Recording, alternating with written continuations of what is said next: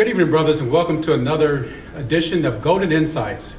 We're here with Brother Authur Dawkins, and as you know, one of the founding members of the Alexandria Fairfax chapter. Brother Dawkins, before we talk about what you've done for our illustrious chapter as one of our founders for that chapter, tell us where you were made and where you went to school and why. Well, I'm from Alexandria, Virginia. I went to public school there, grade school and high school in Alexandria, Virginia. And I attended college as a first-generation college student at Virginia State College at that time, Virginia State University now. And as a first-generation college student, I had not a lot of great ideas about what college was all about. In fact, college was, the whole idea of college was rather abstract because the only people I actually knew who had attended college were my public school teachers. Okay. So I didn't have any relatives or, in fact, nobody in the community that I knew that finished college. So college was really something that was sort of mysterious to me. So having said that, I enrolled at Virginia State in 1952 and had very little idea about what went on in colleges, and but I did have a very good start in preparation as a musician. So you're also a musician, huh? Right. Well, you talk about mysterious. So one of the things that had to be mysterious was fraternities. Yes. And so how did you come to pledge Kappa Alpha Psi and why Kappa Alpha Psi? Well, as I said, I had no point of reference. So at that time at Virginia State, the fraternities and sororities were very, very popular. So there was a lot of peer pressure to join. And so I would say the majority of people on that campus were a member of some fraternity or sorority. So I didn't know Kappa from Omega from anything else. So I chose the fraternity that most of the people from my area were members of. So most of the people from Northern Virginia and Washington, D.C., men that I knew and admired were Kappas. So that was essentially the reason why I joined Kappa. When I look back 50 years from back to the beginning, that was a pretty big choice for an 18-year-old to make, because I was 18 when I went in, when I was first initiated. So and it was initiated, and I joined based primarily on friends that I knew and people that I admired on campus. No real knowledge about the fraternity or anything. So the point I guess I'm making is that most of the people that I admired apparently were very upstanding people, scholars, and the way it turned out, when I look back, that was a very good decision that I made. Absolutely, it is. And so after you left college, what decision did you make with respect to a career? Well, I majored in music, and my first job was at the high school that I graduated from, Parker Gray High School in Alexandria. And I came back to work there. I was 20 years old, and unfortunately there were no students there who were high school students with me when I left.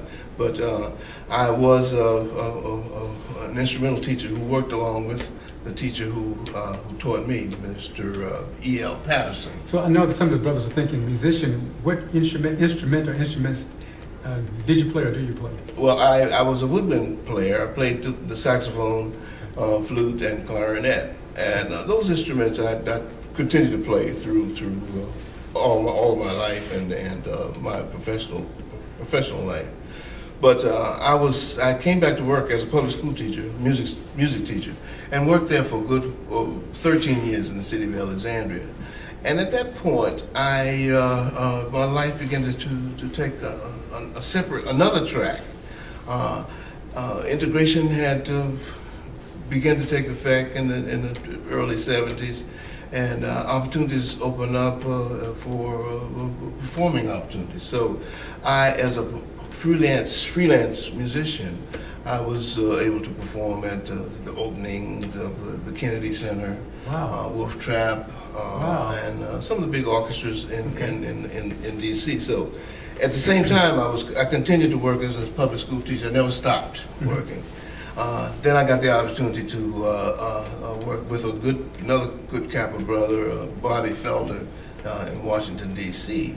Was beginning a music program at Federal City College, which became the University of the District of Columbia. So he enticed me to leave the public school, where I had arisen to assistant principal at T.C. Williams High School. Okay. And it was the time that, remember the Titans, that was the exact year that I was there for that 1 year anyway. And I left T.C. Williams to join Bobby Felder as a music professor at Virginia, at Federal City. So again, I met Bobby when I worked at the Howard Theater, which was the equivalent of the Apollo Theater in New York. Well, the Howard Theater in D.C. was a major attraction, and a major attraction on the East Coast. So I worked in a group there, continuing to be a public school teacher at that time, and then a college teacher. 4 years later, I finished my master's and was offered a job at Howard University. And at that time, I was working on my PhD at Catholic U. So I finished that, and I started at Howard in 1975, and I retired from Howard in 2005. And both times continuing two separate occupations, vocations. Wow. And yours is one of the more different occupations of all the interviews we've done.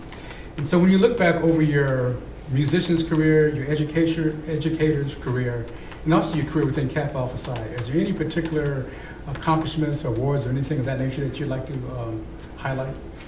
Well, I guess the biggest thing that impacted me, I think, was how education and the pursuit of education worked out and paid off at every level.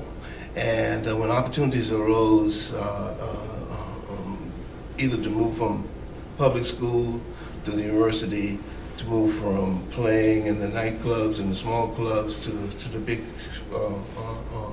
concert halls and the larger groups, all of that was based on my training. And I think the training was the thing, and if it's anything I think that I'm fortunate and proud of is the fact that I pursued the extra training to pursue, the opportunities as they came. So Dr. Dawkins, we do have to talk very briefly about you being a founder of Alexander Fairfax chapter, and how did that come about, or what are your remembrances of the early days of the Alexander Fairfax chapter? Well, the Alexander Fairfax, that's one of, I think, I'm looking at that as a very important milestone in my years in Kappa, just to be a part of the founding of this chapter. And when we even considered forming a chapter, it was primarily based on a neighborhood that I lived in. It was a brand new neighborhood that was initiated by Brother Jude Shiver, who was a real estate developer. And by some quirk, some coincidence, he builds this community that has like 10 Kappas in it. And we all live within one block. So we have all these Kappas in. So I think Jude Shiver has a lot to do with the establishment of Alexander Fairfax. The large number of Kappas that lived in Shiver's development, it's called Randall Estate, but the large number of us who lived there were the nucleus of Alexander, and we didn't have a formal chapter to go to. So as we became aware of Roosevelt Phillips and his efforts, it was the group of us joined another group of Northern Virginia brothers, and it was there, and we had no idea that it would grow and progress to this. It just, it's unimaginable that it would have grown to this. Well, thank you again for paving the way for us. And are there any other words of advice or anything else you'd like to share with the brothers as we wind up? I would just like to say how proud I am to continue to be a member of this great fraternity, and how impressed I am with the your generation and the generation that's keeping things going and making things happen now. We have, from the time that we've thought about Kappa, considered when would we get a building, and now that seems to be more than just a dream. So I'm very proud to be a part of this new generation, this new movement. And Brother Dr. Dawkins, we're proud to have you as part of Golden Insights. Thank you again for your words. Thank you.